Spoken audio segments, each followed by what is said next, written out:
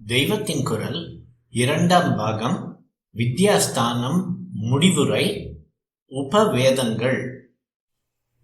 வேதங்கள் 4, வேதாங்கங்கள் 6, உப அங்கங்களான மீமாம்சை, நியாயம், புராணம், தர்மசாஸ்திரம் என்கிற 4. ஆக மொத்தம் இந்த 14மே ஹிந்து மதம் என்று சொல்லப்படுகிற சனாதன தர்மமான வேத சமயத்துக்கு ஆதாரமாக இருக்கப்பட்டவை.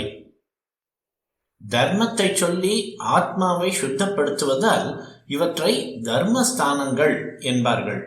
அதோடு இவை அறிவையும் மனசையும் வளர்ப்பதால் வித்யாஸ்தானங்கள் என்றும் பெயர் பெற்றிருக்கின்றன. ஆத்மாவை நேராக சுத்தப்படுத்த பிரயோஜனப்படாமல் உடம்பை ரட்சித்து அறிவை தந்து உணர்ச்சிகளை உண்டாக்கி மனசுக்கு இன்பம் தருவதாக உள்ள வேறு 4 சாஸ்திரங்களும் உண்டு. அவை தர்மஸ்தானமாக இல்லாமல் வித்யாஸ்தானமாக மட்டும் இருக்கிறவை. இவற்றை சேர்த்தால் வித்யாஸ்தானங்கள் 18. இப்படி வித்யாஸ்தானமாக மட்டும் உள்ள 4 ஆயுர்வேதம், தனுர்வேதம், காந்தர்வ வேதம், அர்த்தசாஸ்திரம் என்பன. அவற்றை உபவேதங்கள் என்பார்கள். குறிப்பு: இந்நான்கு உபவேதங்கள் குறித்த உரைகளுக்கு தெய்வத்தின் குரல் 3ஆம் பகுதி பார்க்க. இவற்றில் ஆயுர்வேதம் என்பது வைத்திய சாஸ்திரம் என்று உங்களுக்கு தெரிந்திருக்கும். அது உடம்பை பற்றியும் வியாதிகளை பற்றியும் வியாதிகளின் பரிகாரங்களை பற்றியும் அறிவை கொடுக்கிற சாஸ்திரம். நேராக ஆத்ம சம்பந்தம் உள்ளதென்று சொல்ல முடியாது. தனுர்வேதம் க்ஷத்ரியர்களுக்கு யுத்த அபியாசத்தை தருவது. இங்கே தனுஷ், வில் என்பது எல்லா ஆயுதங்களையும் குறிக்கும். தேச ரட்சணைக்காக என்னென்ன ஆயுதங்களை எப்படி பிரயோகம் பண்ண வேண்டும் என்ற அறிவை தருகிற இதுவும் நேராக ஆத்ம சுத்திக்கு ஏற்பட்டதில்லைதான். காந்தர்வ வேதம் என்பது சங்கீதம், நடனம் முதலான கலைகள். இது கலை அறிவை தருவது, மனசின் உணர்ச்சிகளை சந்தோஷப்படுத்துவது. பொழுதுபோக்கு என்ற அளவில் எல்லா மனுஷர்களுக்கும் இது வேண்டி இருக்கிறது. வித்யாஸ்தானமாக மட்டும் இருக்கிற நாளில் இது ஒன்றுதான் நாதோபாசனையாகவும் தெய்வ பக்தியோடும் அனுஷ்டிக்கப்பட்டால் நேராக ஆத்ம சம்பந்தம் உள்ளதாகிறது. அர்த்த சாஸ்திரம் என்பது பொருளாதார சாஸ்திரம் என்று பொருள்படுவது. முக்கியமாக இது ஆட்சி முறையை, ஸ்டேட் கிராஃப்டை சொல்வது. இதிலே வரும் உபாங்கங்களான சாம, தான, பேத, தண்டத்தில் பேதமும் பிரித்தாழ்வதும் தண்டமும் தண்டனை தருவதும் கொடுமையாக தோன்றினாலும் நடைமுறை வாழ்க்கையில் தவிர்க்க முடியாததால் ராஜாங்கத்துக்கு மட்டும் அனுமதிக்கப்பட்டுள்ளன. இந்த 4மே ஸ்பிரிச்சுவல் லைஃபை, ஆத்மீக வாழ்க்கையை விட பிராக்டிக்கல் லிவிங்குக்கு, நடைமுறையில் ஜீவனம் நடத்துவதற்குத்தான் அவசியமாகின்றன. வாழ்க்கையில் நோய் வருகிறது, எனவே ஆயுர்வேதம் வேண்டியிருக்கிறது. எதிரி ராஜ்யங்கள் இருப்பதால் தனுர்வேதம் அவசியமாகிறது. எப்போதும் காரியம் அல்லது தூக்கம், சோம்பல் என்றில்லாமல் பொழுதுபோக்குகள் தேவையிருப்பதால் காந்தர்வ வேதம் இருக்கிறது. ஒரு நாடு என்றால் பிரஜைகளின் சமுதாய வாழ்க்கை ஒழுங்காக நடந்தால்தானே முடியும். அப்படி நடத்த பண்ண அர்த்தசாஸ்திரம் தேவைப்படுகிறது. இவை பிராக்டிக்கல் நெசசிட்டிகள், நடைமுறை தேவைகள். அதனால் இவற்றின் பலனும் பிரத்யக்ஷம். மருந்து சாப்பிட்டால் உடனே வியாதி போவது கண்கூடு. ஆயுதத்தை பிரயோகித்தால் அது சத்ருவை தாக்குவதும் பிரத்யக்ஷம். பாட்டு கச்சேரி, டான்ஸ் அனுபவிக்கும் போதே ஆனந்தம் தருகின்றன. அர்த்த சாஸ்திரப்படி நடக்கிற ராஜ்ய விஷயங்களும் பிரத்யக்ஷமாக பலன் தந்து பேப்பரில் அன்றன்றும் அடிபடுவதாகும். ஆத்மாவுக்கே ஏற்பட்ட 14 தர்மஸ்தானங்கள் இப்படி பிரத்யக்ஷமான பலன் உள்ளவை அல்ல. அவற்றுக்கு அதிருஷ்ட பலன் என்பார்கள். திருஷ்டம் என்றால் திருஷ்டிக்கு அகப்படுவது, அதாவது பிரத்யக்ஷமானது. அப்படி இல்லாதது அதிருஷ்டம்.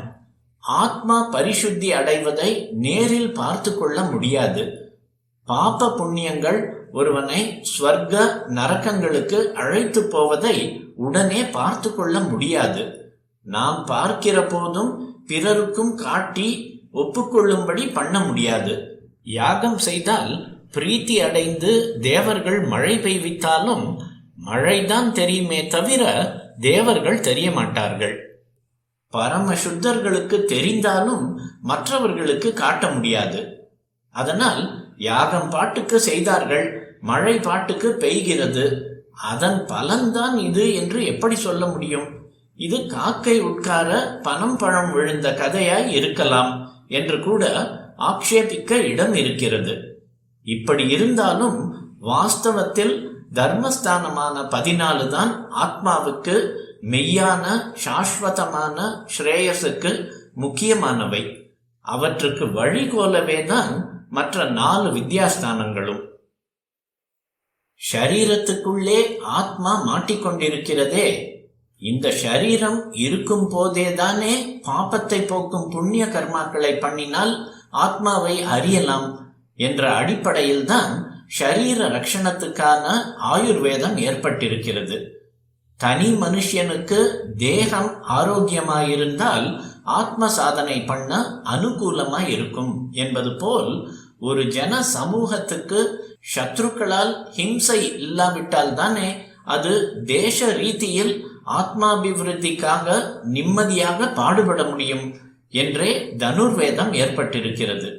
வெளியிலிருந்து மட்டுமின்றி உள்ளேயே இப்படிப்பட்ட குழப்பங்கள் ஏற்பட்டு ஒரு தேசத்தின் ஆத்மீக அபிவிருத்திக்கான சூழ்நிலை கெட்டுப்போகக்கூடாது என்றே அர்த்த சாஸ்திரம் இருக்கிறது. மனுஷனின் மன நெரிசலை போக்கி அவனுடைய கலா ரசனையை வளர்த்து விடுவதும் ஆத்ம க்ஷேமத்துக்கு அவசியம் என்பதனால்தான் காந்தர்வ வேதம் இருக்கிறது. இப்படி இன்டைரக்டாக மறைமுகமாக ஆத்மாவுக்கு சகாயம் பண்ணுவதாலேயே இந்த 4க்கும் உபவேதங்கள் என்ற உயர்வான பெயர் இருக்கிறது. அர்த்த சாஸ்திரம் நீங்களாக மற்ற 3 பெயரிலுமே வேதம் என்று வருகிறது. ஆயுர்வேதம், தனுர்வேதம், காந்தர்வ வேதம். 4 வேதங்களுக்கு இந்த 4ம் உபவேதம் என்பார்கள். ஆகையால் இந்திரிய சௌக்கியம், கொலை முதலான தப்பு தண்டாக்களில் கூட இழுத்துவிட இந்த 4ல் இடம் இருப்பதாக தோன்றினாலும் வாஸ்தவத்தில் நடைமுறை லோகத்தின் தேவைகளை அனுசரித்தும் முடிவில் ஆத்மாவுக்கே உதவும்படியாகத்தான் இந்த 4 சாஸ்திரங்களும் ஏற்படுத்தப்பட்டிருக்கின்றன. இந்த 18ஓடு இப்போதுள்ள அத்தனை சயின்ஸ்களிலும் ஆர்ட் கலைகளிலும் ஒன்று பாக்கி இல்லாமல் அத்தனைக்கும் நம்மிடம் பிராச்சீனமான சாஸ்திரங்கள் இருக்கின்றன. நம் ஆயுர்வேதம் ஒன்றிலேயே நவீனர்களின் பிசியாலஜி உடற்கூறு இயல், ஜுவாலஜி உயிரின இயல், பாட்டனி தாவர இயல், மெடிக்கல் சயின்ஸ் மருத்துவ இயல், கெமிஸ்ட்ரி ரசாயனம் இத்தனையும் வந்து விடுகின்றன. இப்படி அநேகம்.